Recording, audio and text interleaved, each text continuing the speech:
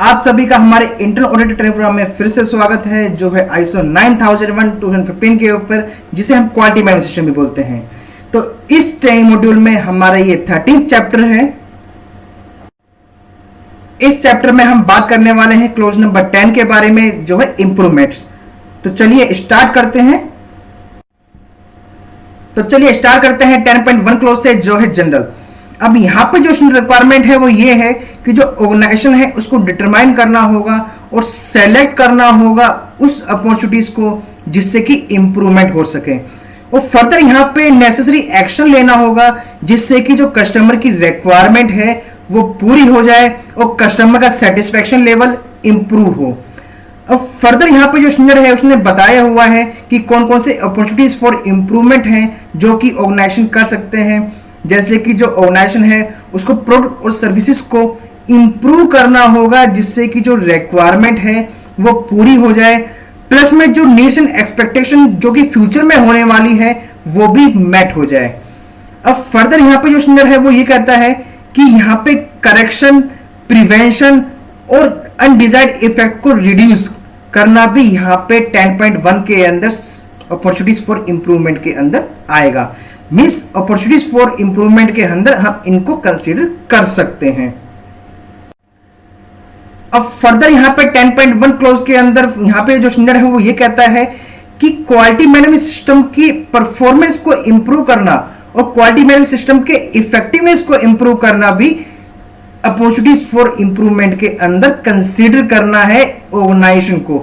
अब फर्दर यहाँ पे जो स्टैंडर्ड है वो ये बता रहा है कि कौन कौन से इंप्रूवमेंट्स हैं जो कि ऑर्गेनाइजेशन कर सकता है, और रिक्वायरमेंट है 10.1 के अंदर इंप्लीमेंटेशन करते समय, जैसे कि correction, corrective action, continual improvement, breakthrough change, innovation, ये रीऑर्गेनाइजेशन, ये सब इंप्रूवमेंट के अंदर आते हैं और ऑर्गेनाइजेशन कर सकता है 10.1 की रिक्वायरमेंट को पूरा करने के लिए।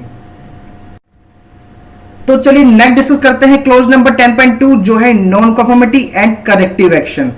अब इसके अंदर सबसे पहले सब क्लोज आता है वो आता है 10.2.1, और यहां पे जो रिक्वायरमेंट है वो ये है कि जो ऑर्गेनाइजेशन है उसके अंदर अगर नॉन कन्फर्मिटी होती है, चाहे वो कस्टमर कंप्लेंट हो, उस नॉन कन्फर्मिटी के रिगार्डिंग जो ऑर्गेनाइजेशन है उसको रिएक्ट करना है नॉन कन्फर्मिटी के लिए। इसमें फर्दर यहां पर जो स्टैंडर्ड है वो ये कहता है कि जो ऑर्गेनाइजेशन है उसको कंट्रोल करना है और करेक्ट करना है उस नॉन कन्फर्मिटी को, फिर उसके कारण के ऊपर काम करना है ऑर्गेनाइजेशन को, जो कि नॉन कन्फर्मिटी का मेन रीजन था। अब फर्दर यहां पर जो स्टैंडर्ड है वो ये कहता है कि जो ऑर्गेनाइजेशन है उसको इवेल्युएट करना है वो एक्शन जिससे कि जो कारण है वो खत्म हो जाए, मींस नॉन कन्फर्मिटी दोबारा ना हो, उसके ऊपर एक्शन लेना है ऑर्गेनाइजेशन को। इसके लिए कुछ एक्टिविटीज हैं, जैसे कि सबसे पहले जो ऑर्गेनाइजेशन है उसको रिव्यू करना है और एनालाइज करना है नॉन कन्फर्मिटी को।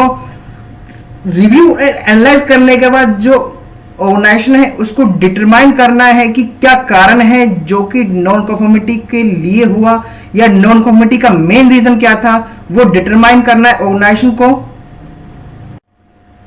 अब यहां पे फर्दर 10.2.1 में बताया हुआ है कि अगर कोई पोटेंशियल रीजन है जिससे सिमिलर नॉन कन्फर्मिटी हो सकती है तो वो भी आइडेंटिफाई करना है ऑर्गेनाइजेशन को।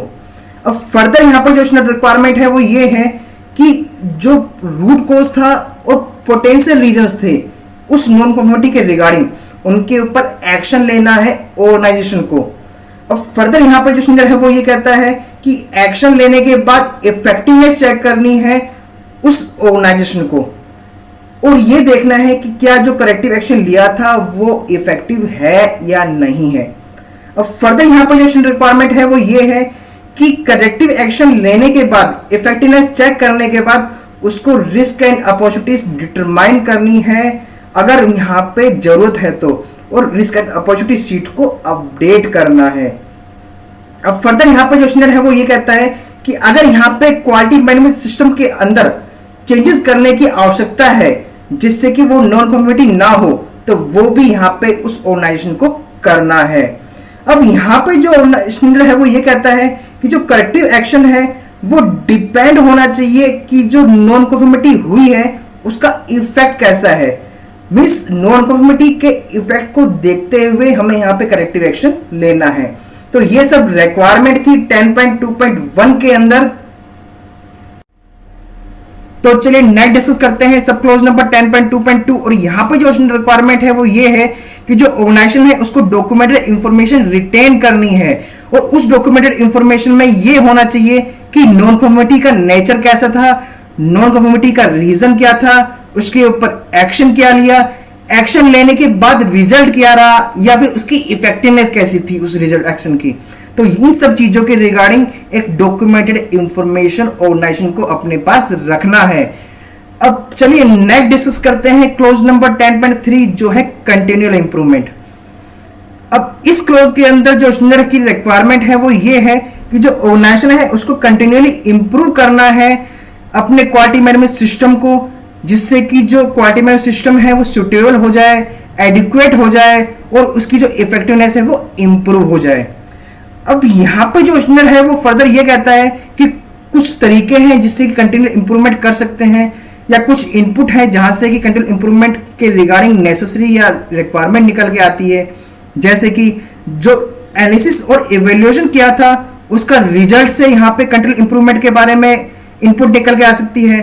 जो मैनेजमेंट रिव्यू की आउटपुट थी वहां से इनपुट निकल के आ सकती है कंटिन्यूअल इंप्रूवमेंट के लिए। इसमें फर्दर यहाँ पे जो नीड्स एंड एक्सपेक्टेशन हमने आइडेंटिफाई की थी इंटरेस्टेड पार्टीज के लिए, वो भी वहां से भी निकल के आ सकता है कंटिन्यूअल इंप्रूवमेंट की रिक्वायरमेंट। तो ये सब रिक्वायरमेंट है 10.3 क्लोज के अंदर।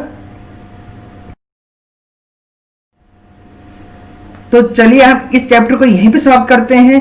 उस समाप्त करने से पहले मैं बता दूं कि हमने इस चैप्टर को कंप्लीट करने के लिए ISO 9001, ISO 9000 और इंटरनेट इनकी हेल्प ली। धन्यवाद।